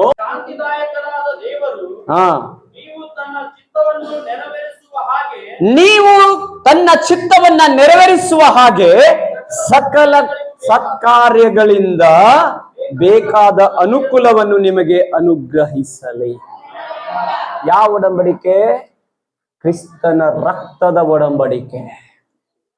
ಸಕಲ ಪಾಪಗಳನ್ನ ನಿವಾರಣೆ ಮಾಡುವ ಒಡಂಬಡಿಕೆ. ರಕ್ತದಾಹರಿ ಇಲ್ಲದೆ ಪಾಪ ಪರಿಹಾರ ಇಲ್ಲ. ಎಲ್ಲಾ ಗ್ರಂಥಗಳು ಹೇಳ್ತದೆ. ಅಂದ್ರೆ ರಕ್ತವು ಶುದ್ಧಿ ಮಾಡುವಂತ ಒಂದು ಕ್ರಿಯೆವಾಗಿದೆ ಅಂತ ಹೇಳಿ ದೇವರು ಹೇಳ್ತಾನೆ. ಹಲ್ಲೆಲೂಯಾ. ಅವಾಗ ಜನ ಏನ್ ಮಾಡ್ತಿದ್ರು? ಅವ್ರು ಮಾಡಿದ ಒಂದು ಸುಳ್ಳು ಹೇಳಿದ್ರು. ಯಾಕಂದ್ರೆ ರಕ್ತ ಕೊಡ್ತಿದ್ರು. ಈಗಲೂ ಕೊಡ್ತಾರಲ್ಲ ಜನ ರಕ್ತ. ಹಲ್ಲೆಲೂಯಾ. ಅದಕ್ಕೆ ನನ್ನ ಯೇಸು ಒಂದು ಒಡಂಬಡಿಕೆ ಮಾಡಿಕೊಂಡ್ರು. ಇನ್ನು ಮುಂದೆ ನೀವು ಯಾರು ರಕ್ತ ಕೊಡೋದು ಬೇಕಾಗಿಲ್ಲ. ನಿಮಗೋಸ್ಕರ ನಾನೇ ನನ್ನ ಸ್ವತಃ ರಕ್ತವನ್ನ ಕೊಡೋದಕ್ಕೆ ನಾನು ಒಡಂಬಡಿಕೆ ಮಾಡ್ಕೊಂಡು ಬಂದಿದ್ದೀನಿ. ಒಂದು ಒಡಂಬಡಿಕೆಯನ್ನ ಮಾಡ್ಕೊಂಡು ಬಂದಿದ್ದೀನಿ. ಇವತ್ತು ಕ್ರಿಸ್ತನೊಟ್ಟಿಗೆ ನಿನ್ನ ಸಂಬಂಧವನ್ನ ಬೆಳೆಸೋದಾದ್ರೆ ನೀನೇ ಆತನಿಗೆ ಒಳ್ಳೆ ಸ್ನೇಹಿತನು. ಆ ಒಡಂಬಡಿಕೆಯಲ್ಲಿ ನಿಲ್ಲುವ ವ್ಯಕ್ತಿ ನೀನೇ ಆಗಿದೆ. ಹಾಲೆಲೂಯಾ. 97ನೇ ಕೀರ್ತನೆ 10ನೇ ವಾಕ್ಯ, ಯೆಹೋವನನ್ನ ಪ್ರೀತಿಸುವವರೇ. ಏನ್ ಹೇಳ್ತದೆ? ಯೆಹೋವನನ್ನ ಪ್ರೀತಿಸುವವರೇ ಕೆಟ್ಟತನವನ್ನ ಹಗೆ ಮಾಡ್ರಿ. ಎಷ್ಟು ಜನ ಪ್ರೀತಿ ಮಾಡ್ತೀರಿ ದೇವರನ್ನ ಈಗ? ಹಾಗಾದ್ರೆ ಕೆಟ್ಟತನವನ್ನ ಬಿಟ್ಟು ಬಿಡ್ರಿ. ಯಾವುದು ಕೆಟ್ಟತನ ಗೊತ್ತಾ? ನೀನು ಯಾವತ್ತು ಪ್ರಾರ್ಥನೆ ಮಾಡೋದಿಲ್ವೋ ಅವತ್ತು ನಿನಗೆಷ್ಟು ಕೆಟ್ಟವನು ಇನ್ನೊಬ್ಬರಿಲ್ಲ. ಹಲ್ಲೆಲೂಯಾ. ಯಾವಾಗ ದೇವರೊಟ್ಟಿಗೆ ನೀನು ಸಮಯ ಕಳೆಯೋದಿಲ್ವೋ ಅವತ್ತು ದೊಡ್ಡ ಪಾಪ ನೀನು ಮಾಡಿದ ಹಾಗೆ. Hallelujah, hallelujah. ಇಲ್ಲಿ ಹೇಳ್ತದೆ, ಯೆಹೋವನನ್ನು ಪ್ರೀತಿಸುವವರೇ ಕೆಟ್ಟತನವನ್ನು ಹಗೆ ಮಾಡ್ರಿ. Hallelujah, hallelujah. ಯಾಕೆ ಕೆಟ್ಟತನವನ್ನ ಹಾಗೆ ಮಾಡ್ರಿ ಅಂತ ದೇವರು ಹೇಳ್ತಾ ಇದ್ದಾನಂತಂದ್ರೆ, ಆತನು ತನ್ನ ಭಕ್ತರ ಪ್ರಾಣವನ್ನ ಕಾಯುವವನಾಗಿದ್ದ. ತನ್ನ ಭಕ್ತರ ಪ್ರಾಣವನ್ನ ಕಾಯ್ಬೇಕಂತ ಆತನಿಗೆ ಉದ್ದೇಶ ಇದೆ. ಆತನ ಚಿತ್ತ ಇದೆ. ಹಾಗಾದ್ರೆ ಕೆಟ್ಟದ್ದು ಬೇಡ ಅಂತ ನೀನು ಅನ್ಕೊಂಡ್ ಬಿಟ್ರೆ ಸಾಕು, ದೇವರು ನಿನ್ನನ್ನು ಕಾಪಾಡೋದಕ್ಕೆ ಬರ್ತಾನೆ. ಕೆಟ್ಟದ್ದು ತುಂಬಿಕೊಂಡು ನೀನು ಏನೆಲ್ಲ ಮಾಡ್ತೀಯೋ ದೇವರು ನಿನ್ನ ಸಹಾಯಕ್ಕೆ ಬರಲ್ಲ. ನಿನ್ನ ಮನಸ್ಸು ಶುದ್ಧಿ ಮಾಡ್ಕೊಂಡು ಬಿಟ್ರೆ ನೀನು ಒಳ್ಳೆಯ ಮನಸ್ಥಿತಿಯಿಂದ ಇರೋದ್ರಿಂದ ದೇವರು ನಿನ್ನ ಸಹಾಯಕನಾಗಿರ್ತಾನೆ. ಆತನೇ ನಿನ್ನನ್ನ ಕಾಯ್ತಾನೆ. ಆಮೆನ್.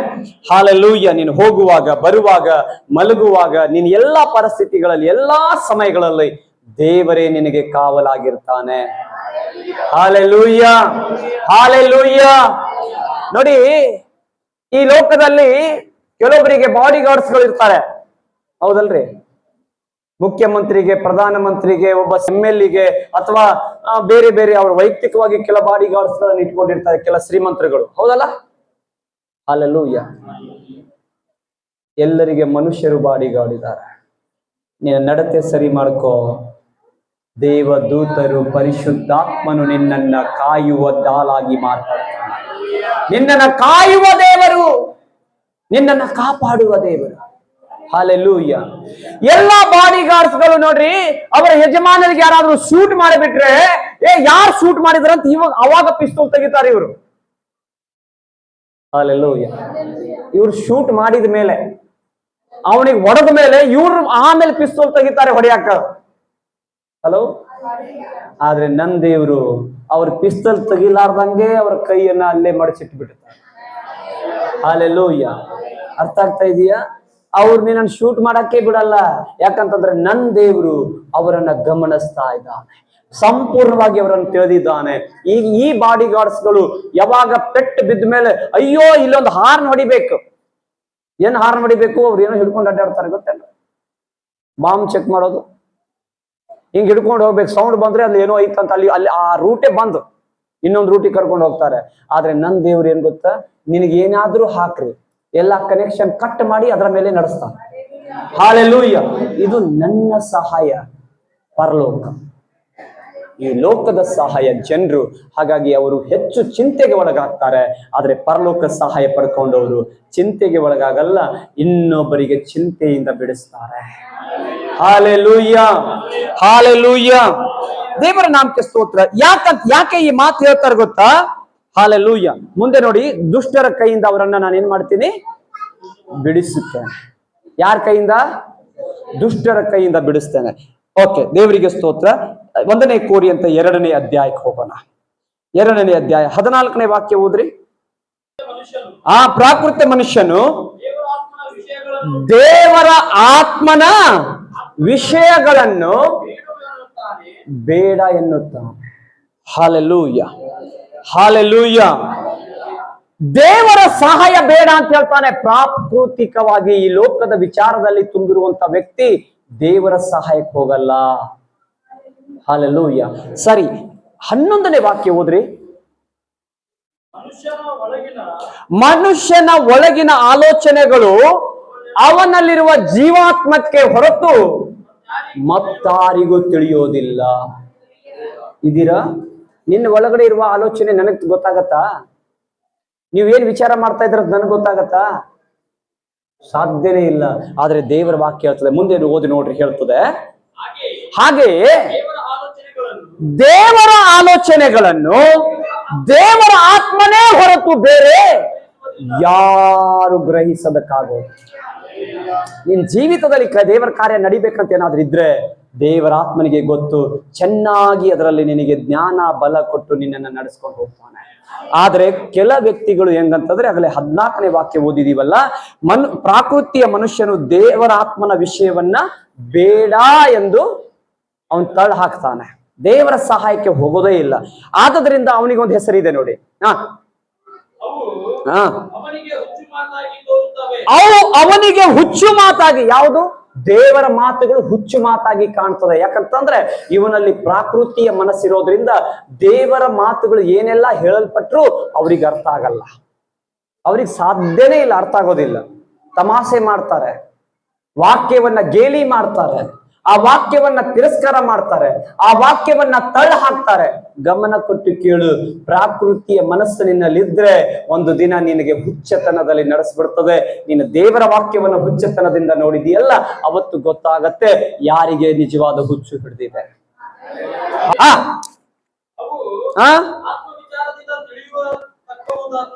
ಅವು ಆತ್ಮ ವಿಚಾರದಿಂದ ತಿಳಿಯತಕ್ಕವುಗಳಾಗಿರಲಾಗಿ ಅವನು ಅವುಗಳನ್ನು ಗ್ರಹಿಸಲಾರನು.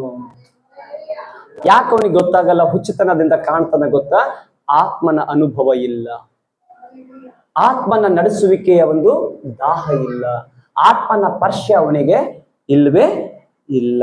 ಲೂಕ 8:22.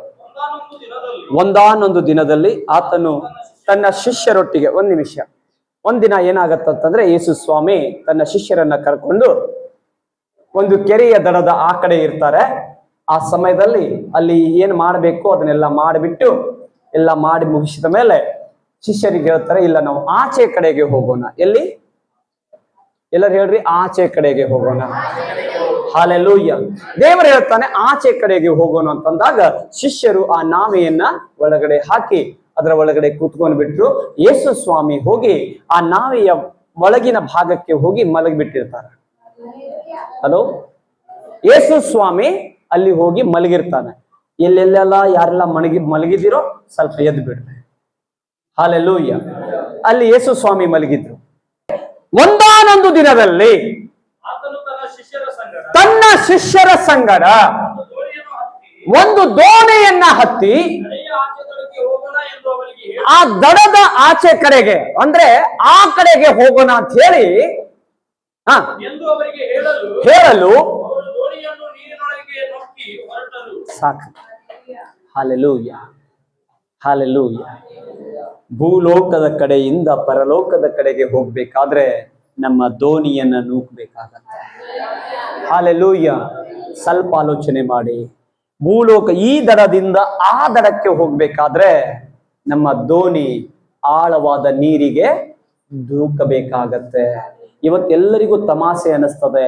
ಈ ಲೋಕದಲ್ಲಿ ಕಷ್ಟ ಇದೆ, ನಷ್ಟ ಇದೆ, ಅವಮಾನ ಇದೆ, ಹೋರಾಟ ಇದೆ, ಅನೇಕ ಚಿಂತೆ ಬಾಧೆಗಳಿದಾವೆ, ಕುಟುಂಬದ ಒತ್ತಡಗಳಿದ್ದಾವೆ, ಹಣಕಾಸಿನ ತೊಂದರೆಗಳಿದ್ದಾವೆ, ಇದೆಲ್ಲ ಇದೆ. ಆದ್ರೆ ನೀನು ಎಂತ ಕಷ್ಟ ಇಟ್ಕೊಂಡ್ರು ಕೂಡ ನೀನು ಆಚೆ ಕಡೆಗೆ ಹೋಗ್ಲೇಬೇಕಾಗತ್ತೆ, ಆಚೆ ಕಡೆ ಹೋಗ್ಲೇಬೇಕಾಗತ್ತೆ. ಇವತ್ತು ಹೇಳ್ತೇನೆ, ನಿನ್ನ ಬಲದಿಂದ ನೀನು ಹೋಗೋದಾದ್ರೆ ದಡ ತಲುಪೋದಿಲ್ಲ. ಪಕ್ಕದಲ್ಲಿದ್ದವ್ರಿಗೆ ಹೇಳು, ನನ್ನ ಬಲದಿಂದ ನಾನು ಹೋಗೋದಕ್ಕೆ ಪ್ರಯತ್ನ ಪಟ್ರೆ ಆಚೆ ದಡಕ್ಕೆ ಹೋಗೋದಕ್ಕಾಗೋದಿಲ್ಲ. ಹಲ್ಲೆಲೂಯಾ.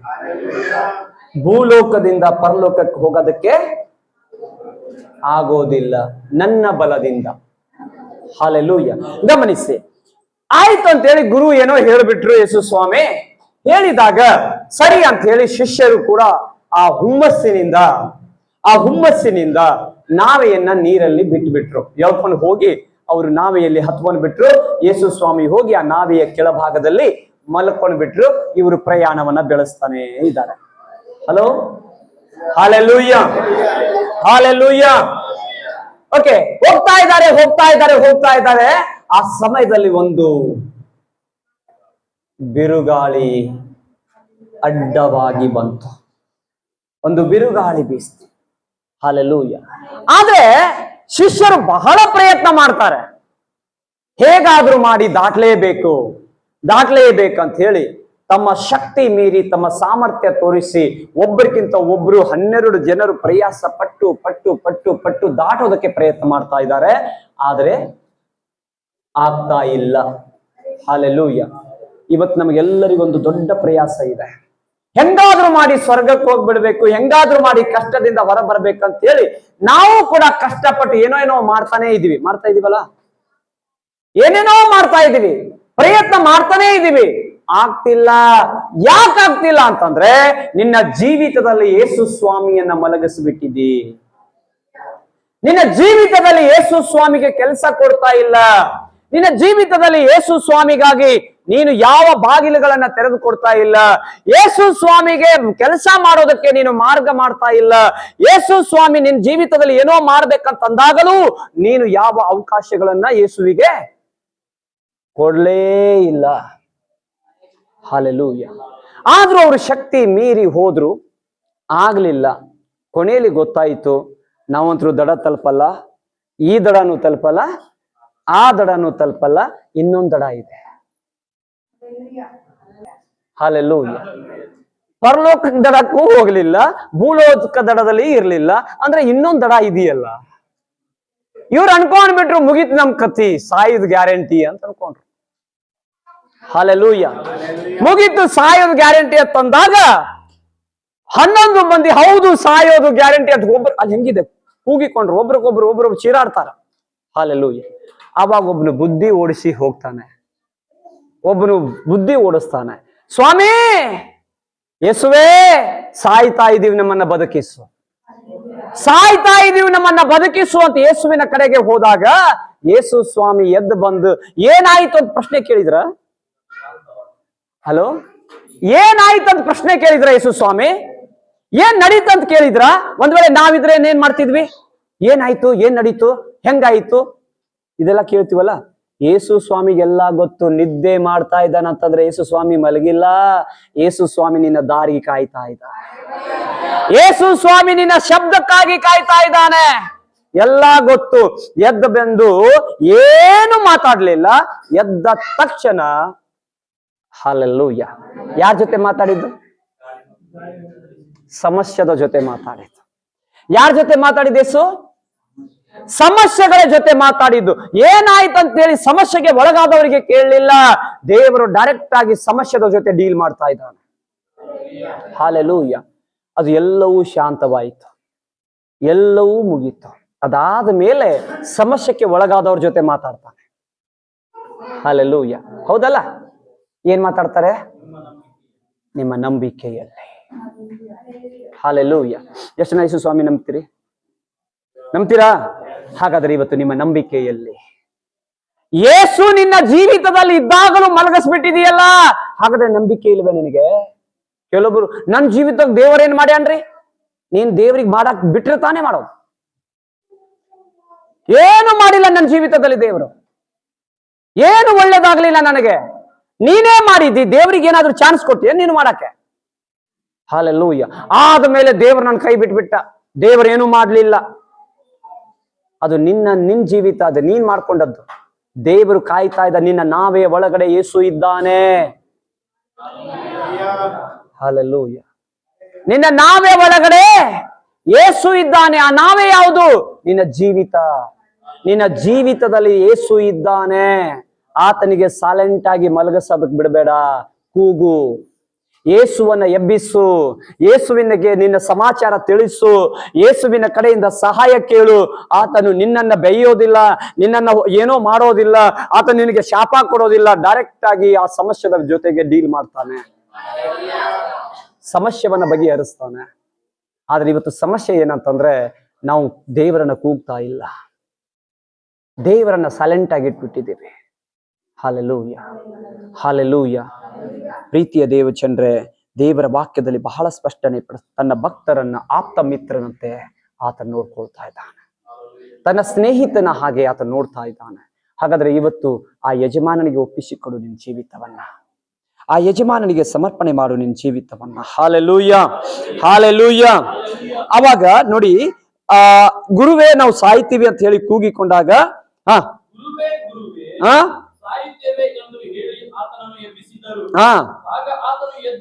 ಎದ್ದು ಏನಾಯ್ತದ ಕೇಳಿದ್ದ ಅಲ್ಲಿ. ಆತನ ಎದ್ದು ಆ ಗಾಳಿಯನ್ನ, ತೊರೆಯಾಗಿ ಬರ್ತಿರುವಂತ ನೀರನ್ನ ಗದರಿಸಿದನು. ಹಾಲೆಲೂಯ. ಅದು ಗದರಿಸಿದಾಗ ಅದೆಲ್ಲ ಶಾಂತವಾಯಿತು. ಆಮೇಲೆ ಇವರಿಗೊಂದು ಟೆನ್ಷನ್, ಗಾಳಿ ಸಮುದ್ರ ದೇವರ ಮಾತು ಕೇಳ್ತದಲ್ಲ. ದೇವರ ಮಾತಿನಲ್ಲಿ ಶಕ್ತಿ ಇದೆ. ಆದ್ರೆ ನಾವೇನ್ ಮಾಡ್ತಾ ಇದೀವಿ ಗೊತ್ತಾ? ದೇವರನ್ನ ಒಂದು ಸ್ಥಳದಲ್ಲಿ ಕುದುರಿಸ್ಬಿಟ್ಟಿದೀವಿ, ಕೆಲಸ ಮಾಡಕ್ ಬಿಡ್ತಾ ಇಲ್ಲ. ನಾವೇ ನಮ್ಮ ಸಾಮರ್ಥ್ಯ, ನಮ್ಮ ಶಕ್ತಿಯನ್ನ ತೋರ್ಸಾಕ್ ಹೋಗಿ ಇವತ್ತು ನಷ್ಟವನ್ನು ಅನುಭವಿಸ್ತಾ ಇದ್ದೀವಿ. ಆವಾಗ ಹೇಳ್ತಾರ ನೋಡ್ರಿ, ಎಲ್ಲ ಶಾಂತವಾದ ಮೇಲೆ, ಅಲ್ಲಪ್ಪ ನಿಮ್ ನಂಬಿಕೆಯಲ್ಲಿ ಇಷ್ಟು ಕಷ್ಟಕ್ಕೆ ಒಳಪಡ್ಬೇಕಿತ್ತು. ಸ್ವಲ್ಪ ಗಾಳಿ ಬಂದಾಗ ಹೇಳ್ಬಿಡ್ಬೇಕಿಲ್ಲ, ಅವಾಗ ಕೂಗ್ ಬಿಡ್ಬೇಕಿಲ್ಲ. ನಾನು ಅಲ್ಲೇ ಸಮಾಧಾನ ಮಾಡ್ತಿದ್ದೆ. ದೇವರು ಅವ್ರ ಜೊತೆ ಮಾತಾಡ್ತಾನೆ. ನಿನ್ನ ನಂಬಿಕೆಯಲ್ಲಿ ಈತನು ಯಾರು ಇರಬಹುದು? ಗಾಳಿಗೂ ನೀರಿಗೂ ಅಪ್ಪಣೆ ಕೊಟ್ರೆ ಅದು ಎಲ್ಲಾ ಮಾತು ಕೇಳ್ತದಲ್ಲ. ಹಾಲೆಲೂಯ. ದೆವ್ವನು ಮಾತು ಕೇಳ್ತದೆ. ಪಕ್ಕದಲ್ಲಿದ್ದವ್ರಿಗೆ ಹೇಳ್ರಿ, ದೆವ್ವನು ಮಾತು ಕೇಳ್ತದೆ. ನಿನಗೇನಾಗೈತಿ? ಹಾಲೆಲೂಯ. ದೇವರ ಮಾತು ದೆವ್ವ ಕೇಳ್ತದೆ. ಆದ್ರೆ ನಾವು ದೆವ್ವ ಕೂತೀವಲ್ಲ, ನಮಗೇನಾಗ್ಯದ? ಹಾಲೆಲೂಯ. ಇದೀರಾ? ದೇವರು ಆಪ್ತ ಸ್ನೇಹಿತನು. ನನ್ನ ದೇವರು ದೆವ್ವದ ಪ್ರಾರ್ಥನೆಯನ್ನು ಕೇಳ್ತಾನೆ. ಕೇಳಿದ್ನ ದೆವ್ವದ ಪ್ರಾರ್ಥನೆ ಎಲ್ಲಾದ್ರೂ ಬೈಬಲ್ ಅಲ್ಲಿ ಇದೆಯಾ? ಪ್ರಾರ್ಥನೆ ಕೇಳಿದ್ ದೆವ್ವದ ಪ್ರಾರ್ಥನೆ ಬೈಬಲ್ ಅಲ್ಲಿ ಇದೆಯಾ? ಎಲ್ಲಿ ಕೇಳಿದ್ರೆ ಹೇಳ್ರಿ. ಹಾಲೆಲೂಯ. ಗೆರೆಸನೆ ಸೀಮೆ ಅನ್ನುವಂತ ಆ ಸ್ಥಳಕ್ಕೆ ಹೋದಾಗ ದೆವ್ವ ಹೇಳ್ತದೆ, ಸ್ವಾಮಿ ಈಗ ನನ್ಗೆ ಹಾಳು ಮಾಡಬೇಡ, ಈಗ ನನಗೆ ನಾಶ ಮಾಡಬೇಡ, ಈ ಹಂದಿ ಒಳಗೆ ಹೋಗಕ್ ಕೊಟ್ಟು. ಎದ್ರಾಗ? ಆದ್ರೆ ಈಗ ಹಂದಿ ಹೋಗಿ ಮಂದಿ ಒಳಗೆ ಬಂದ್ಬಿಟ್ಟಿತ್ತು. ಹಾಲೆಲೂಯ. ಅದೇ ಸಮಸ್ಯೆ ಆಗಿತ್ತು. ಆದ್ರೆ ಅದು ಸ್ವಲ್ಪ ಮೋಸ ಮಾಡ್ಬಿಟ್ಟೈತಿ. ಈಗ ಹಂದಿ ಒಳಗೆ ಹೋಗ್ಬೇಕಾಗಿತ್ತು, ಅದು ಮಂದಿ ಒಳಗೆ ಬಂದ್ಬಿಟ್ಟಿದೆ. ಅದಕ್ಕೆ ಪ್ರಿಯರೇ, ಎಲ್ಲವನ್ನ ಬದಗಿಡೋಣ. ನಿಮ್ಮ ಒಳ್ಳೆ ಸ್ನೇಹಿತನ ಯೇಸು ಇದ್ದಾನೆ. ಆತನ ಜೊತೆಗೆ ಒಳ್ಳೆ ಕನೆಕ್ಷನ್ ಇಟ್ಕೊಳ್ಳಿ. ಯಾವತ್ತೂ ನಷ್ಟ ಪಡೋದಿಲ್ಲ, ಯಾವತ್ತೂ ಅವಮಾನಗೊಳ್ಳೋದಿಲ್ಲ, ಯಾವತ್ತೂ ನಿನಗೆ ಯಾವುದೇ ವಿಷಯದಲ್ಲಿ ಸಿಲುಕಿಕೊಳ್ಳೋದಿಲ್ಲ. ತಕ್ಕ ಸಮಯದಲ್ಲಿ ಸಹಾಯ ಮಾಡೋದಕ್ಕೆ ಆ ಪರಲೋಕ ಸೈನ್ಯ ನಮ್ಮ ಜೊತೆ ಇದೆ. Hallelujah, hallelujah. ದೇವರ ನಾಮಕ್ಕೆ ಸ್ತೋತ್ರವಾಗಲಿ. ಪ್ರೀತಿಯ ದೇವಚಂದ್ರೆ, ಇಬ್ರಿಯ 9:12 ಹೇಳ್ತದೆ, ಹೋತುಗಳ ಮತ್ತು ಹೋರಿಗಳ ರಕ್ತ ತೆಗೆದುಕೊಳ್ಳದೆ ಸ್ವಂತ ರಕ್ತವನ್ನೇ ತೆಗೆದುಕೊಂಡು ನಮಗೋಸ್ಕರ ನಿತ್ಯ ವಿಮೋಚನೆಯನ್ನ, ಯಾವುದು ಸದಾಕಾಲ ಇರುವಂತ ಬಿಡುಗಡೆಯನ್ನ ದೇವರು ನಮಗೆ ಕೊಟ್ಟಿದ್ದಾನೆ. ಹಾಗಾದ್ರೆ ಎದ್ ನಿಂತ್ಕೊಳ್ಳೋನ್ಬೆ, ದೇವ್ರೆ ಆ ವಿಮೋಚನೆಯಲ್ಲಿ ನಾನು ಇರಬೇಕು, ನಾನು ಕಾಣಬೇಕು, ನಾನು ನಿನ್ನ ಸ್ನೇಹಿತನಾಗಬೇಕು, ನಾನು ನಿನ್ನ ಜೊತೆ ಮಾತಾಡಬೇಕು, ನಾನು ನಿನ್ನೊಂದಿಗೆ ನಡೆಯಬೇಕು ಅಂತ ಹೇಳಿ ಒಪ್ಪಿಸಿಕೊಡೋಣ. ಕರ್ತನ ಮೇಜಿಗೆ ಹೋಗ್ಲಿಕ್ಕಿದ್ದೇವೆ. ಹಾಗಾಗಿ ಬೇಗನೆ ನಿಮ್ಮನ್ನ ನೀವು ಸಮರ್ಪಣೆ ಮಾಡ್ರಿ.